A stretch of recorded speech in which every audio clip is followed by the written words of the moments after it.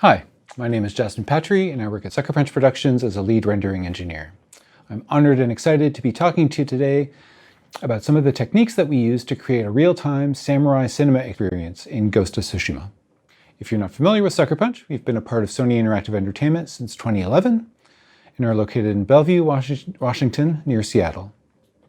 During the development of Ghost, we reached a peak of 160 people working in the studio, and our previous games include the Sly Cooper series, as well as the Infamous series of games. Last summer, we released Ghost of Tsushima for the PlayStation 4. A free co-op multiplayer expansion followed in the fall, along with 60 FPS support when playing on the PS5 in backwards compatibility mode. Ghost is an open-world action-adventure set in 13th century feudal Japan, in which you take on the role of samurai Jin Sakai, the lone survivor of the Mongol invasion of the island of Tsushima, as he fights to liberate his home. Before launching into my material, I wanted to plug some of the other talks that may be relevant to some of you. At last year's SIGGRAPH, I gave a talk as part of the physically based shading course regarding some of the shading research that we did for Ghost. There were several talks at GDC this year. Eric Rayleigh gave a talk about procedural grass. Matthew Pullman gave a talk discussing world building and rendering. Bill Rockenbeck talked about wind and cloth, and Adrian Bentley discussed how we got the game to load so quickly, among other things. Our goals with Ghost included what we called the time machine. We wanted to immerse players in our version of Tsushima from 1274. This meant creating a large, dynamic open world, much larger than our previous games, that was breathtakingly beautiful and felt alive. It also meant creating a dynamic weather and continuous time of day system, which we hadn't done before. We also wanted to recreate the style of classic samurai cinema. Ghost even has a Kurosawa mode in honor of the legendary filmmaker, which meant that we needed dramatic lighting, biting wind, and expressive skies and atmospherics. Now I'll talk a little bit about the lighting in Ghost. Our art direction called for stylized realism, so we weren't aiming for photorealism on this project.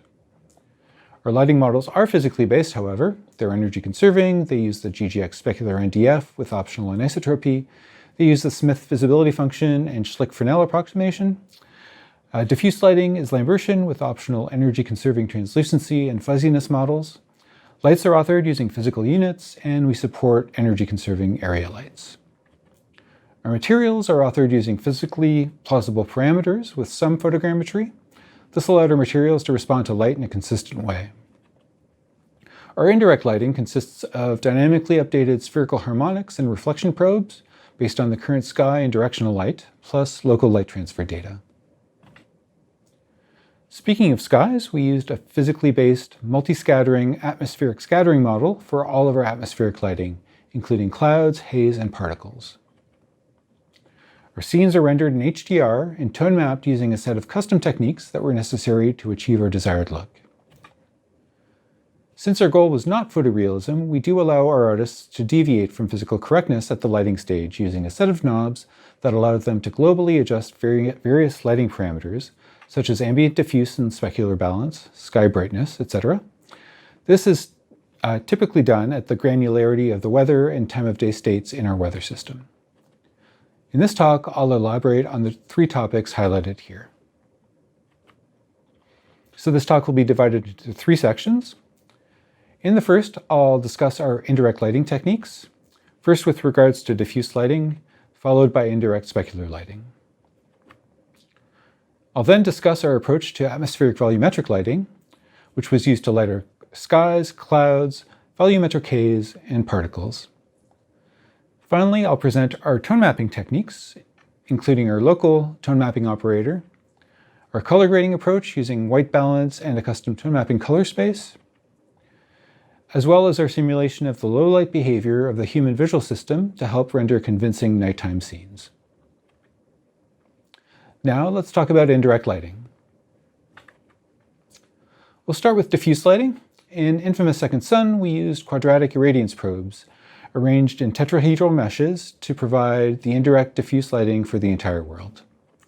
You can see Adrian Bentley's GDC 2014 talk for more details. This worked quite well for our requirements, that is, static time of day and weather, with changes only happening behind loads. Here's the same scene without local SH probes. In Ghost, we had to light a much larger world, and we had to deal with dynamic time of day and weather for the first time, so we had to make some changes to our approach. To cover the island, we used a regular grid of probes, arranged at 12.5 meter intervals along the ground and at elevations of 1.5, 10, and 30 meters above ground level. Here's a 24-hour time of day cycle showing the absolute values of the 9 SH bands over the entire island. And the quick changes are happening at sunrise and sunset.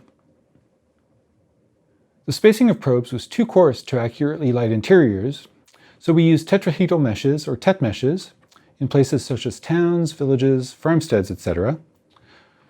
These were streamed as separate units, and so the tet meshes were streamed along with them.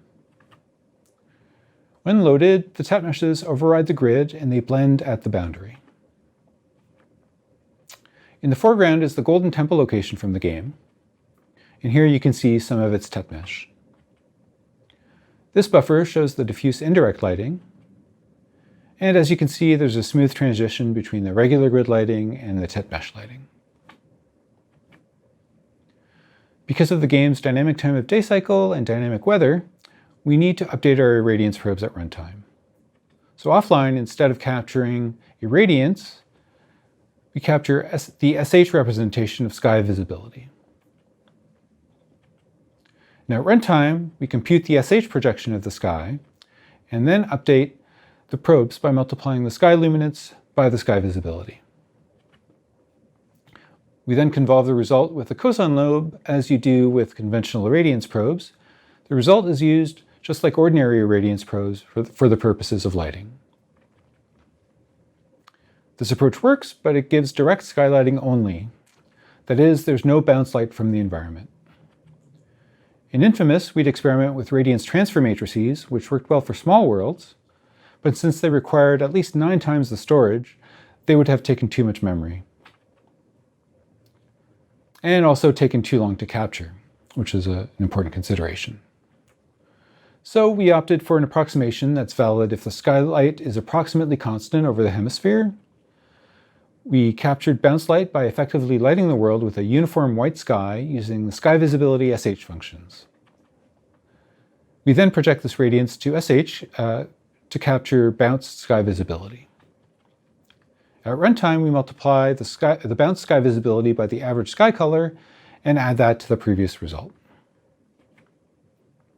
Okay, let's look at some examples. Here we have a scene that's lit with the sky's SH representation only. That is, there's no sky visibility information used at all. This is what the direct sky visibility data looks like, and the bounced sky visibility data looks like this. The yellow color comes from the bright yellow leaves of the trees surrounding the temple and the fallen leaves on the ground. Here again is the scene without using sky visibility data, and here's what we get if we use the direct sky visibility.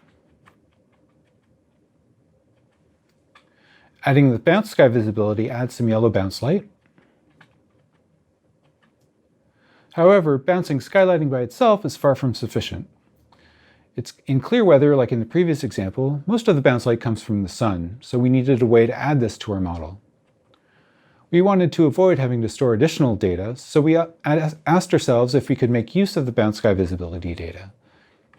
Our idea was to consider a small fixed set of bounce directions.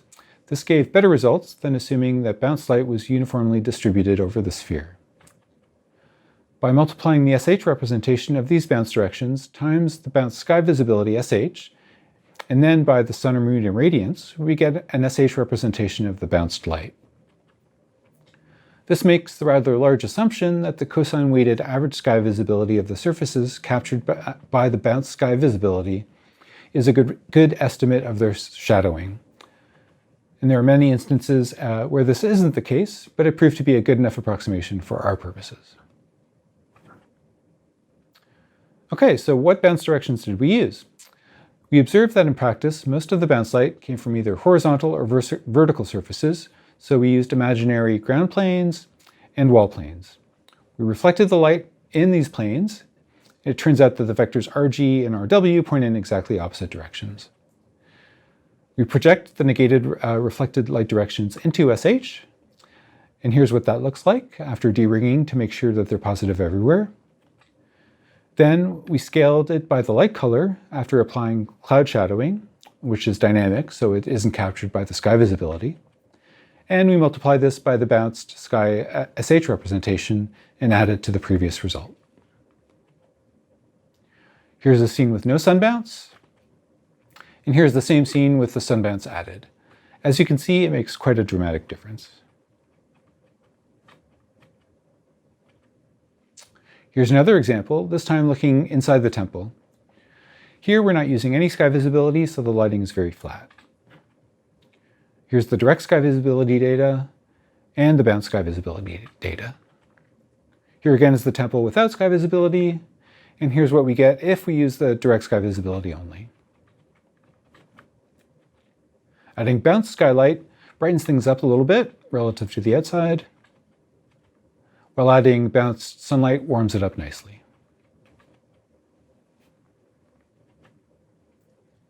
If you've worked with SH, you know that quadratic SH can't represent high frequency data very well. When multiplying quadratic SH functions together, this gives a degree 4 SH result, but to keep data sizes reasonable, we truncated the higher order terms and only store up to degree 2. Because of this, our lighting looked a little flat. We resorted to another heuristic to improve this. We lerped towards the SH projection of a delta function in the direction of the linear SH maximum, which was inexpensive to compute. We did this separately for the direct and bounce portions of the irradiance probes, and in the end we used a lerp factor of 25% throughout the game. So here's a scene without directionality boost applied, and here's the same scene with a 25% boost. As you can see, it helps give added definition to the normal maps. And if you've worked with SH, you probably also know that negative lobes are also a problem. In this context, de-ringing is the process of modifying the SH representation to ensure that it's positive everywhere. Initially, we tried applying an extra fixed de-ringing factor to our sky visibility, but that reduced the directionality and fidelity of the probes. Instead, we de-ring sky luminance and the final irradiance probes at runtime on the GPU. We used this paper by Peter Pike Sloan, and in practice we found that a single Newton step was sufficient for finding the SH minimum.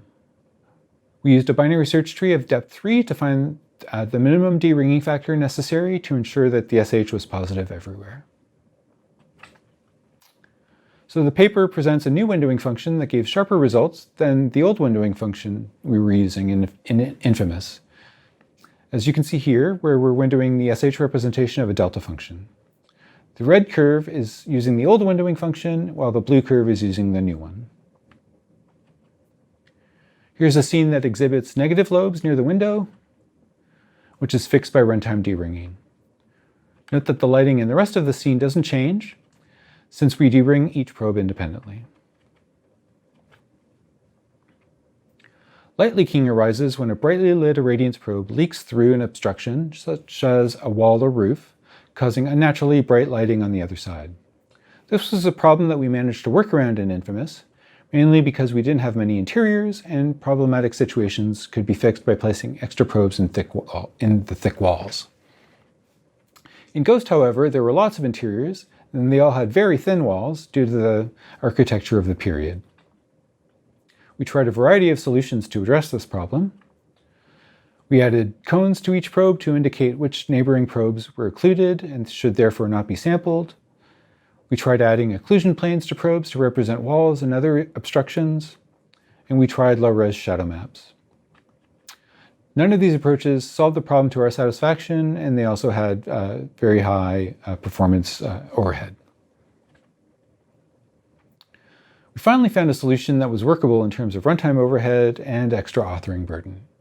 First, we classified probes as being either interior or exterior, and we then assign surfaces an interior mask value W, which defaults to 0.5. The value could be authored either as a shader parameter, a vertex color channel, or applied separately as a deferred decal. To perform the lighting, we calculate the tetrahedral barycentric coordinates as normal, but we then multiply each one by W if the coordinate belongs to an interior probe, or by 1 minus W if it belongs to an exterior probe. We then renormalize the barycentrics and compute the weighted irradiance blend as usual. In the event that the weights are 0, we fall back to the original barycentrics. Here's an interior scene lit without using the interior mask weights. The back wall is brighter than it should be due to light leaking. And applying the interior mask fixes the light leaking issue. And this here shows the value of the interior mask for the scene. Here's another example, first without the interior mask, and here with the mask applied. Note how the light leaking in the upper part of the back wall is fixed. Okay, let's move on to indirect specular lighting. Infamous Second Sun used 230 static reflection probes, which was already pushing it memory-wise. We ended up using 235 in Tsushima, but because of the extra data required for relighting, which was 1.5 times the size of the compressed lit probes, we switched to streaming them on demand. We were able to reduce the number of probes needed by adding per biome default probes, as well as instancing many interior probes, for example, for many smaller houses. We also added support for one level of nesting due to the many interiors in the game, and in total we supported up to 128 relit probes at any one time. So we captured the following data for relighting: an albedo cube map compressed to BC1, and a normal and depth cube map compressed with BC6H. We used the red and green channels to store octahedral normals, and we store hyperbolic depth in the blue channel. By the way, all of our cube maps had size 256. To relight our probes, we pick one per frame and update it in async compute. Since the probe's volumes aren't necessarily covered by our cascaded shadow maps, we used our far shadow map, Atlas, which has a 128 by 128 map per 200 meter tile. For performance reasons, we use a single SH sample for indirect lighting, and we also use this sample converted to luminance for reflection probe luminance normalization. This ensures that a probe used at its capture location will have the expected luminance, and it avoids having to project the probe to SH.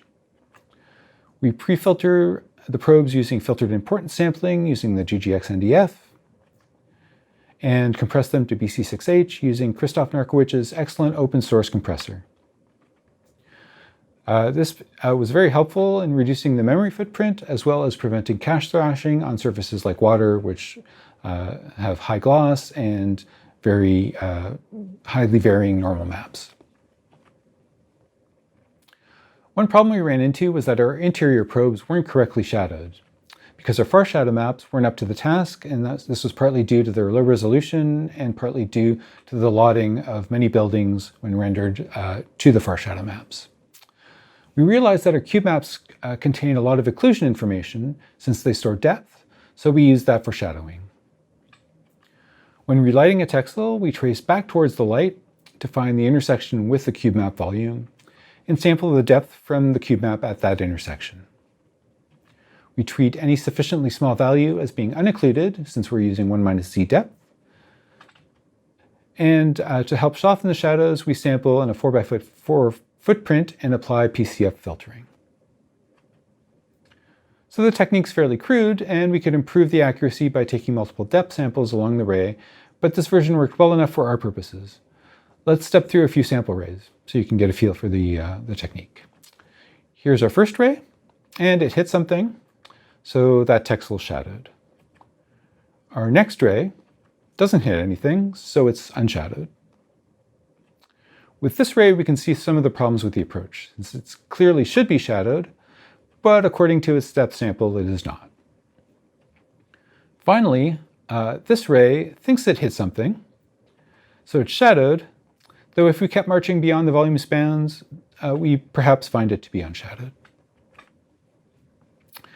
Here's a scene where the probes aren't using cube map shadow tracing, and this is the same scene with it enabled. As you can see, it prevents much of the glowing visible in the previous version, and the floor and walls in the reflection closely match the scene. When lighting with our reflection probes, our artists complained that the backsides of normal map bumps seemed too bright, since reflected light should be partially occluded by the macro geometry. So we developed what we called a horizon occlusion term to account for the tilt of the normal map normal NM relative to the vertex normal NV. The input space to this problem is four-dimensional, one dimension for the surface roughness, one for the tilt of the normal map normal relative to the vertex normal, and two for the view vector orientation. We wanted something that was fast while giving plausible results, so we developed this approximation. First, we approximate the reflected rays with the cone using the following relation. For a GGX roughness alpha, the cone half angle theta c containing the fraction UE of the energy is given by this equation. We used a value of 0.95 for UE, and we fit a curve to make computing the cone angle less expensive. So to simplify the problem, we first project the normal map normal NM into the plane formed by the reflection vector and the vertex normal. We'll call this projected normal NP. Then we let theta p be the angle between this projected normal and the vertex normal, and theta r be the tilt of the reflection vector. We define theta o to be the angle that the cone dips below the surface, and we calculate it as follows. Since the BRDF already accounts for occlusion when theta p is 0, and since a 1 degree change in theta p results in a 2 degree change in theta r, we clamp to 2 times theta p so that we only count extra occlusion. We then compute the final occlusion amount by using the following approximate formula. Note that we never exceed UE, which is the fraction of the energy in the cone, or 95%. Here's a riverbed rendered with parallax occlusion mapping, but without horizon occlusion. And here it is with horizon occlusion enabled. Note how the backsides of the rocks no longer glow unrealistically.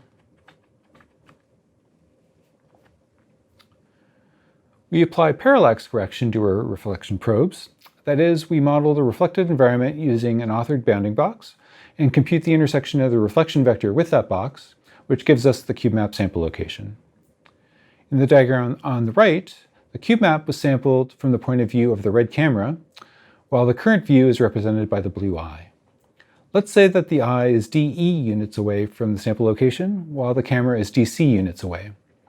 We can reuse the formula we saw earlier relating the tangent of the cone angle to roughness for a given fraction of energy. Dividing the expressions for the two views cancels out everything but the roughness terms on the right, that is alpha E over alpha C. We then observe that this is approximately equal to the ratio of the distances, so we adjust the roughness by this factor when sampling from the cube map. Here's a scene without parallax compensation. The reflection of the shoji screen in the slightly rough chrome sphere is blurrier than it should be. Applying parallax compensation fixes this issue. I'll now discuss some of the techniques that we use to light our skies, clouds, haze, and fog.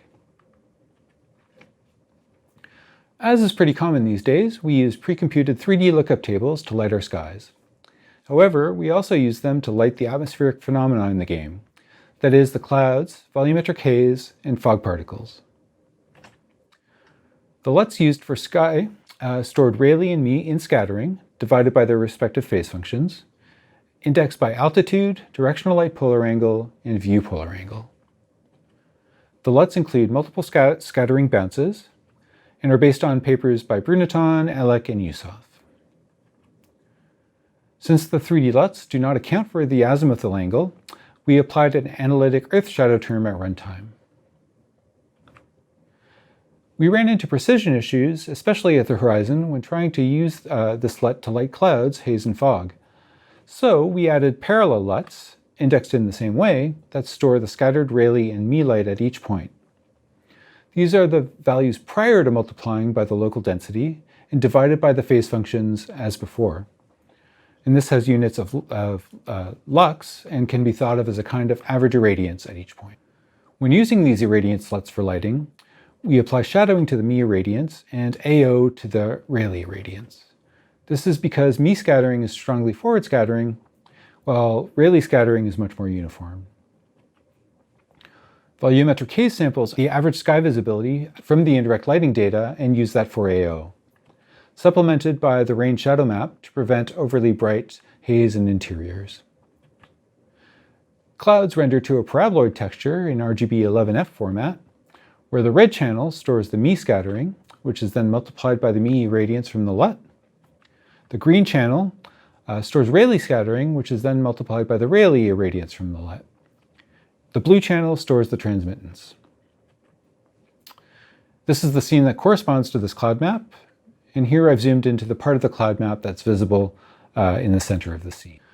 The benefit of using these LUTs for lighting is that it allows us to include multiple scattering in our clouds, haze, and fog lighting. So here's a scene without multiple scattering, and here's the same scene after including multiple scattering. As you can see, it has a big impact on the look of our scene, especially at sunrise and sunset.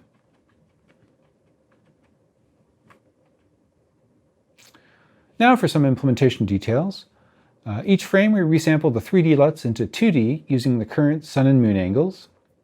And we use cubic upsampling, which avoids aliasing issues at sunrise and sunset. And it also makes the LUT lookups cheaper. Since atmospheric scattering drives most of our world lighting, it was important for us to try to get Rayleigh scattering to be as accurate as possible. We found a blog post by Kristen Schuler that discussed using a custom color space to approximate spectral rendering, so we decided to give that a try. As in the blog post, we used spectral primaries for the color space. We minimized the error in Rayleigh transmittance over a range of sun angles, weighting shallow angles corresponding to sunrise and sunset more heavily. The optimization consisted of 2 steps. First, we found three wavelengths, long, medium, and short, for our spectral primaries that minimized this error using point-sampled Rayleigh scattering coefficients at these wavelengths. We then fixed the primaries and allowed the Rayleigh coefficients to vary, refining the results we found in step 1. This shows the comparison of spectral Rayleigh scattering versus scattering computed in Rec. 709 RGB space, with Brunetton scattering coefficients. The left shows the transmittance, while the right half shows the outscattering. As you can see, there's a noticeable difference in both the absolute value of the transmittance as well as the hue. Here's a comparison using our LMS color space and scattering coefficients. The results very closely match those of spectral rendering. Here's a scene using the Rec. 709 color space with the Brunetton 08 coefficients. And here's the same scene using the new LMS color space and scattering coefficients. The difference is most pronounced at sunrise and sunset and helps to reduce the greenish hue that we sometimes noticed with the old color space. Here are the details for the new color space. Note that we used the same D65 white point as Rec. 709.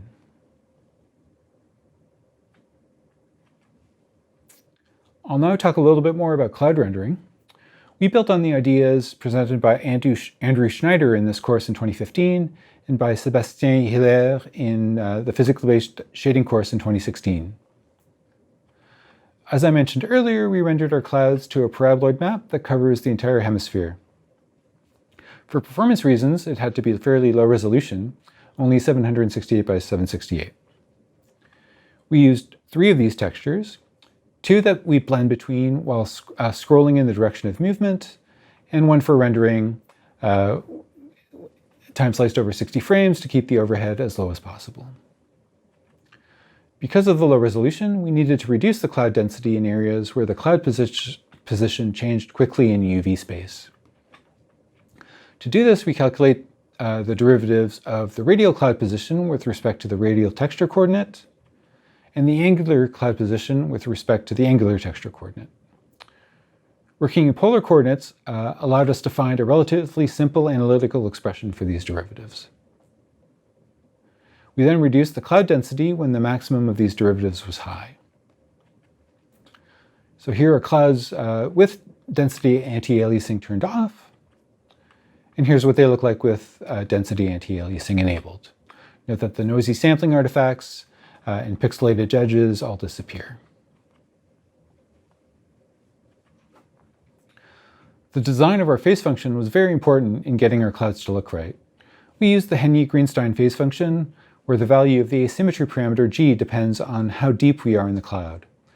The idea is that forward biased single scattering predominates in low-density, wispy parts of the cloud, while multiple scattering becomes more important as density increases, and also as the density in the direction of the light increases.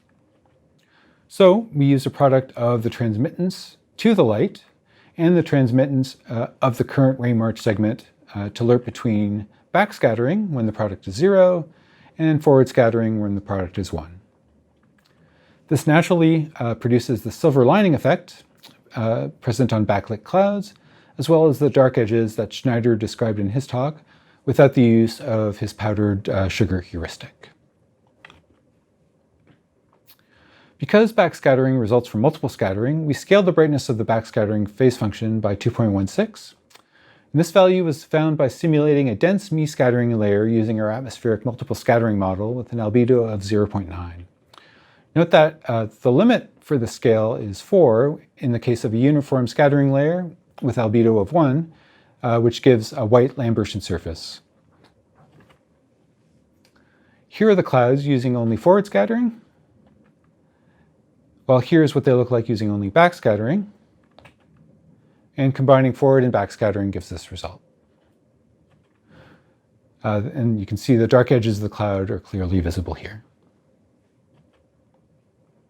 Here's how the clouds look when backlit. Note the silver lining effect on the top edge of the clouds. Okay, let's move on to our volumetric haze lighting and rendering. We built on the techniques described by Bart Wronski at SIGGRAPH in 2014 and by Mikhail Drobot at Digital Dragons in 2017. We used a low-resolution Froxel grid with a width of 128 and a height and depth of 64. This covered the entire view frustum, from the near plane at 10 centimeters to the far plane at 100 kilometers. Our depth slices grew exponentially, with each one being 20% thicker than the previous one. We restricted ourselves to a combination of 2 analytic and integrable density functions. The first was an exponential height falloff, and the second was a sigmoidal height falloff, with d1 here being 0 in almost all cases. To add local variation in the other dimensions, we used particles, as I'll discuss shortly. The Froxel grid is updated with a single compute dispatch. It integrates inscattering from front to back with quad swizzling using 4x4x4 thread groups. We use temporal filtering to smooth the jittered shadow and ambient occlusion samples, as well as the jittered local light samples.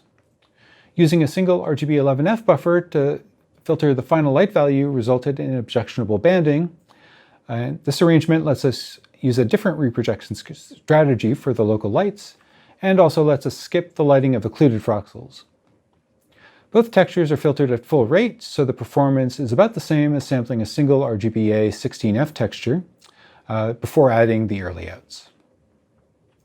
We still update the shadow and ambient occlusion terms for the occluded Froxels to reduce disocclusion artifacts. And all of this is performed in async compute in about 0.5 milliseconds in a heavy scene with lots of local lights on the base PS4. Our tiled light culling compute shader also outputs a set of per-tile lights for use by our volumetric haze.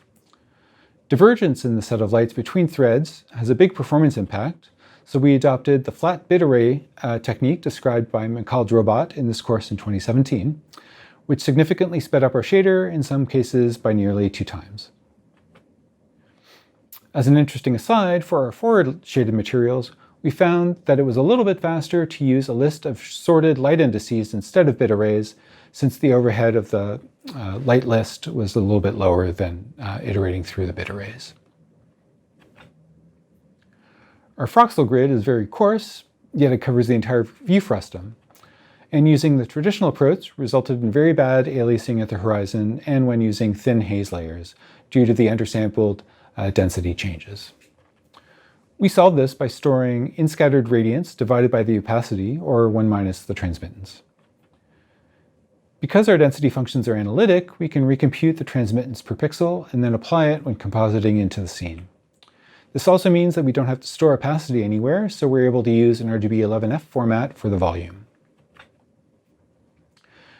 Here's the scene without density anti-aliasing. Note that the bands along the water parallel to the horizon. Applying density anti-aliasing significantly reduces these artifacts. So that's a neat trick, but why does it work? We'll start off with a fairly reasonable assumption that the scattering sigma s is proportional to the extinction sigma e, with the ratio being the albedo c. Then consider the volume rendering equation for the inscattered radius over distance d, where Li is the integral over the sphere of the incoming radiance times the phase function. We then substitute for sigma s and pull the albedo c out in front of the integral. Now we'll assume that Li is relatively constant, which in our case it generally is, except for shadowing. We can then separate the integral like so, and call the first integral Li bar, since it's the average of Li over the interval. The remaining integral has a simple analytic solution, and the term in square brackets is just 1 minus the transmittance, or the opacity alpha. So if we divide by alpha, we get the albedo times the average of Li as a function of d, which by assumption is a constant. So to the extent that that assumption is true, L over alpha will be a smoother function than L. So that took care of aliasing due to density, but we aren't done. To reduce aliasing in all 3 dimensions, we sampled the volume using tricubic B-spline filtering, which requires 8 trilinear taps. This is surprisingly inexpensive. It only cost 50 microseconds more than trilinear sampling on a PS4 Pro at 3200 by 1800 checkerboard resolution. To help optimize the ALU, we used an approximation for the tricubic weighting functions, which didn't affect the visual results at all. Details are in the linked Desmos graph here. So here we're using trilinear filtering, and here I've increased the contrast so you can see the aliasing more clearly. Bicubic filtering in X and Y helps, but there's still some banding visible. Tricubic filtering almost completely eliminates the remaining aliasing. Here's another example, first using trilinear filtering where the aliasing in X and Y is very apparent. And bicubic filtering fixes that, while tricubic filtering helps connect the light shafts to the openings.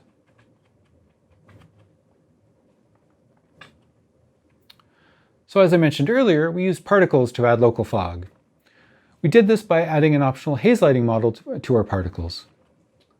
In our volumetric haze shader, we store Li from the earlier equations in a parallel light volume, and this light is sampled from the LUTs. This is the light sampled from the LUTs times the phase function with shadowing and AO applied, plus the local light contributions. This is sampled in the particle shader by sampling the Froxel light volume and multiplying by the particle opacity. As an optimization, we use trilinear filtering until the opacity exceeds a threshold, at which point we switch to bicubic filtering. Most of the particles are camera facing, so extra filtering in Z isn't necessary.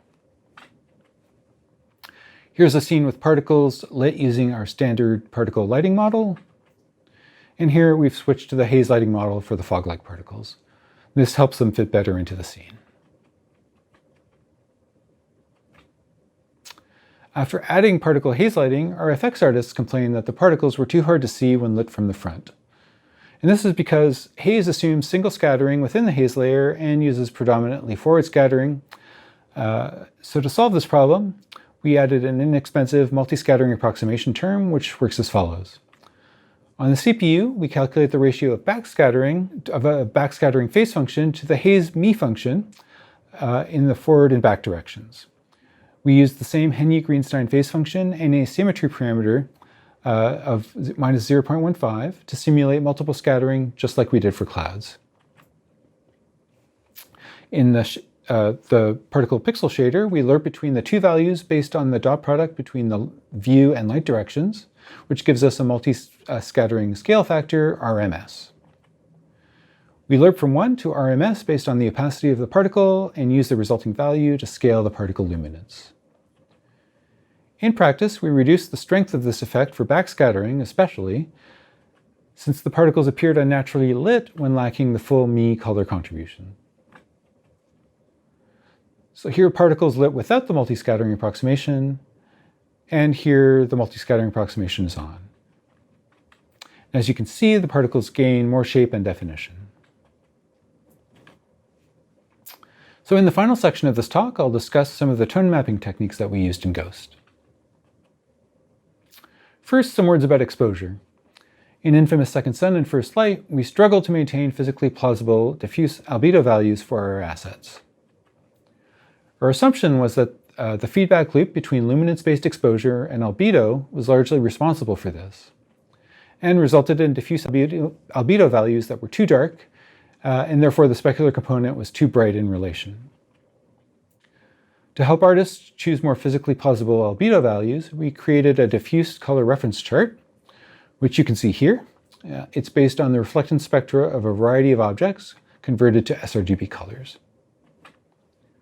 We also switched to a primarily luminance-based exposure system, which takes albedo out of the equation altogether. We only use luminance if the highlight luminance exceeds the threshold, for example, because of fire particles or bright specular highlights. So because of the historical setting of the game, the interior lighting is generally very dim, which results in a difference of up to 10 eV between the interiors and exteriors. We wanted to maintain visibility as much as possible, which meant brightening parts of the scene that were too dark while avoiding blown out lighting in the bright areas. Since our skies drove our indirect lighting, it was often brighter than the environment, but it was important to us artistically to prevent it from becoming too desaturated due to tone mapping. A few months after we did this work, Bart Wronski wrote a blog that addresses many of the same issues and suggests a similar solution, so I'll refer you to that for a more complete discussion. But I'll briefly go over some of the photography and cinematography techniques and ways of dealing with these problems. They include the use of graduated filters, special lighting rigs and bounce cards, dodging and burning during film development, or these days, shadow and highlight adjustment. As well as the use of multiple exposures in so-called HDR photography. We also wanted to simulate the dynamic range of the human eye, which is capable of perceiving a much higher dynamic range than a camera is capable of. We knew that a bilateral filter could be used to maintain image detail while reducing overall contrast, so we decided to experiment with that to see if we could make it performant. So consider this scene with no adjustments applied. And if we reduce contrast by 50%, we get this, which restores a lot of color, but flattens the detail significantly. Note that this is an extreme example for illustrative purposes only. Using a bilateral filter, we get this, which helps to retain a lot of the local contrast. Naive implementations of the bilateral filter are expensive, but the bilateral grid algorithm allows them to be computed efficiently with a low memory footprint. The algorithm allows the image data to be aggressively downsampled. We used a volume of 64 by 32 by 32, 64 by 32 by 64. And this naturally fit alongside luminance histogram generation used for dynamic exposure. The overhead of the algorithm was approximately 250 microseconds on the PS4 at 1080p, so it wasn't too bad. So here's an overview of how it works. First, we populate a volume, the grid, with homogeneous log luminance values, Wi, Vi, and Wi, where Wi is the weight and Vi is the log luminance. The initial weights for each sample are chosen based on the linear z-axis weights. That is, each sample contributes to the two nearest z-slices. We can skip weighting in X and Y because we'll apply a wide blur in those axes later. So we next apply a Gaussian blur to the grid using a wide blur in X and Y and a smaller blur in Z. And sometimes the Z blur is omitted altogether. Finally, the bilaterally filtered value for a pixel is obtained by trilinearly sampling the grid and normalizing the result. So here's the basic formula for detail-preserving contrast adjustment. II is the input image's log luminance, IO is the output log luminance, B is the bilaterally filtered log luminance, M is the midpoint log luminance, that is, it's the point that the luminance values will be drawn towards as we reduce contrast. C is the contrast scale, and D is the detail strength. So this works fairly well, although we did encounter ringing artifacts when applied to scenes with smooth gradients. This most often occurred on clouds, soft shadows, and specular highlights, as you can see here. These artifacts can be reduced by using larger luminance buckets or a wider Z blur, but the trade-off is increased haloing. This animation demonstrates how ringing can occur. We start with the green input signal and bilaterally blur it to get the purple curve. We then produce the blue output signal by reducing the contrast of the blurred curve and adding back detail, which is the difference between the input and blurred signals.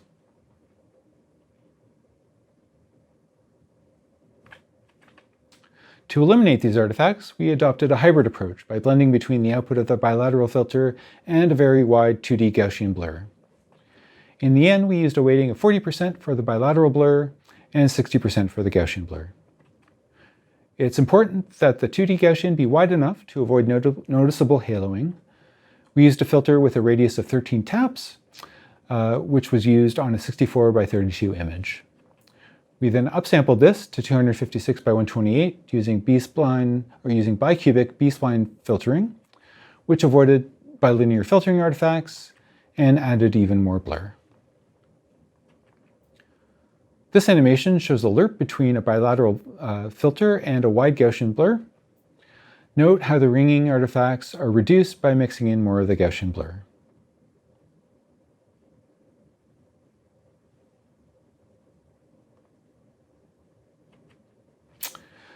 This is the same image we saw before with a 50% contrast reduction using the bilateral filter only. Here's the same image after mixing in the Gaussian blur. The appearance is more natural overall, while still retaining color in the skies. For comparison, here's the original image once again. And here's a scene using typical in-game settings for this time of day and weather state.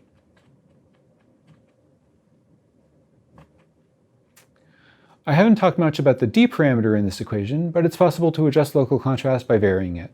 Here I've set it to 1.5, which makes the scene a bit punchier. We used it fairly sparingly, but it can be a useful tool to have.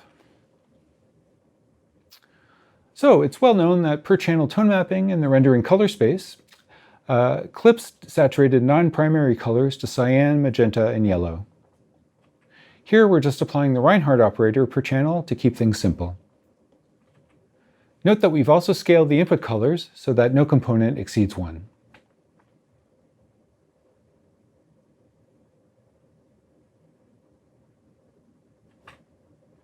In practice, tone mapping this way gives pretty ugly results. Notice the saturated yellow at the sunset and specular highlight.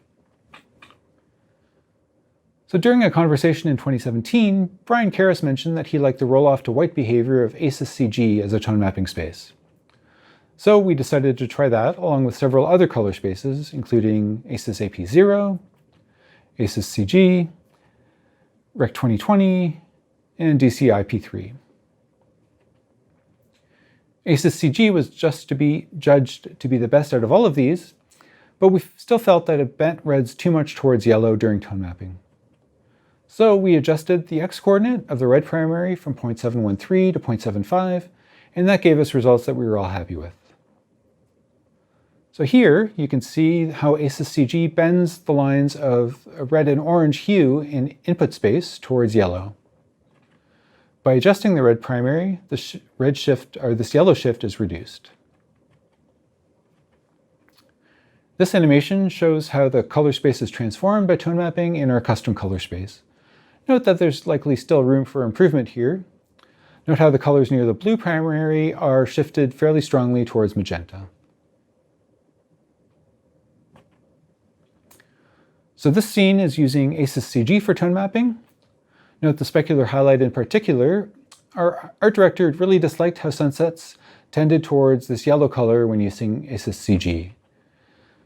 Using a custom color space reduced the color shift and saturation just enough here without adversely affecting the tone mapping of yellows, like in the Golden Forest area. Let me go back and forth. So on Ghost, we still used our fairly old school color grading tools, consisting of manipulating screenshots with an embedded 32 by 32 by 32 sRGB color LUT in Photoshop. Our art director liked this workflow, so we weren't too eager to change. However, due to limited resolution, we had to use it conservatively to avoid introducing banding artifacts, which was too limiting in many cases. I'd read a blog post by Bart Wronski discussing some ideas about white balance in games, and the idea of introducing a white balance control into our grading pipeline made a lot of sense, so we gave it a try. It was free in terms of GPU performance, since we could roll it into our Rec 709 to tone map color space transformation matrix. And fortunately, it worked so well that we didn't end up needing to change our color grading toolset at all. The interface we provided was a little different than traditional white balance tools. Rather than providing color temperature and hue sliders, we let the artists choose the color that they wanted white to change to. This is backwards from a tool like Lightroom, which lets you click on a pixel that should be neutral, like a gray card. So in Lightroom, you pick the color that should change to white, but the way we did it, if you want the scene to be bluer, you pick a blue color, which the artists found to be more intuitive. The transformation we used is called a chromatic adaptation matrix and models how the human visual system adapts to different lighting environments. Specifically, we used the Von Kreis transform in Bradford LMS color space. This transform changes the color space to a color space that approximates the response of the long, medium, and short cones in the retina, scales them by the ratio of the white points in the space, and then transforms them back. And this does fairly interesting things to the color space. This animation shows the color space being transformed to a light blue white point. Because our final color space after tone mapping is still Rec 709, bright colors still roll off to display white, as you can see when the outer layers of the color space are peeled away to show only low saturated colors.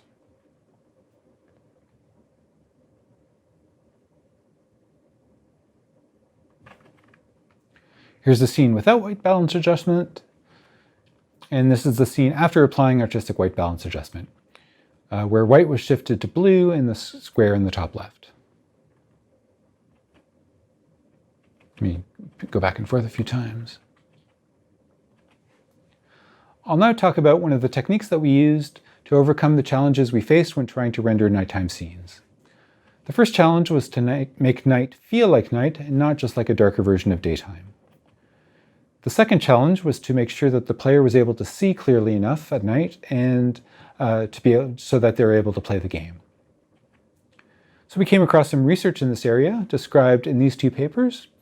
The Kirk paper is based on the Cao et al. Paper, but we found that following the equations and constants in the Cao paper gave better results, and I'll mostly use their symbols here.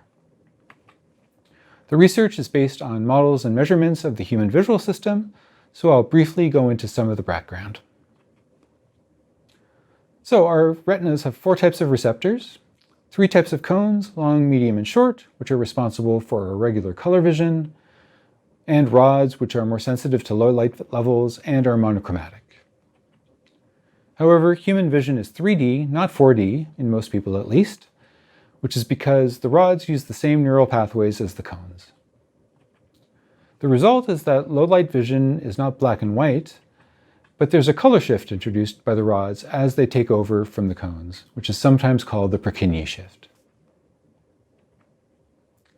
This color change can be modeled as a delta in opponent color space, which is the color space believed to be used within the visual system. To use this technique, we need a way to convert between HDR scene colors and cone and rod excitations. And while we could try using an existing LMS transform, such as the previously mentioned Bradford space, we'd still need a way to compute rod values. Cone and rod wavelength response curves are available from Kirk and others, so we needed a way to convert scene RGB colors into a frequency spectrum. This is an underspecified problem. We used the approach described by Smits in this paper, which finds a set of RGB basis spectra that maximize smoothness. Here are the reflectance spectra that we found using Smith's method. We constrained the RGB curves so that they were between 0 and 1 and summed to 1. First, we need to calculate a matrix to convert from Rec. 709 RGB to LMSR space using the Rec. 709 D65 illuminant. M is the conversion matrix, I is the row index corresponding to the LMSR responses, J is the column index corresponding to the red, green, and blue colors, primaries. Lambda is the wavelength, and capital lambda is the range of visible wavelengths that we integrate over. EI is the response curve for the receptor I, and I is the D65 illuminant spectrum, and RJ is the reflectance spectrum for red, green, or blue found using Smith's method. We then use this matrix to convert from the scene color C to the LMSR response Q, and then calculate what's known as the multiplicative gain control vector G, which is only defined for the cones, and where M is a constant vector describing cone sensitivity given by this value, and K is a vector describing rod input strength, for the LMS pathways with KL and KM restricted to be equal. According to Cow, K decreases with increasing illuminance level, but we chose to follow Kirk and used constant values given here. Note that there is some freedom in choosing these values, and so in experimenting with different values gives different results. So if you're implementing this, you might want to try different values here. For a color Q, if we let Q hat be a color in LMS space, dropping the R component, then the opponent space color is given by this equation with the matrix A given here. So we're almost done. We can now calculate the incremental effect, delta O, that the rods have in opponent color space. And that's given by this equation, where the new terms are all constants given here. Finally, we compute the RGB color change using this formula, where M hat is the top left 3x3 submatrix of M. And the shader code for implementing this on the GPU is straightforward. It's just these 3 lines of code. This animation shows the effect of reducing the brightness of the light from bright light to an illuminance averaging about 0.05 lux. As you can see, the darker colors especially are brightened and blue shifted.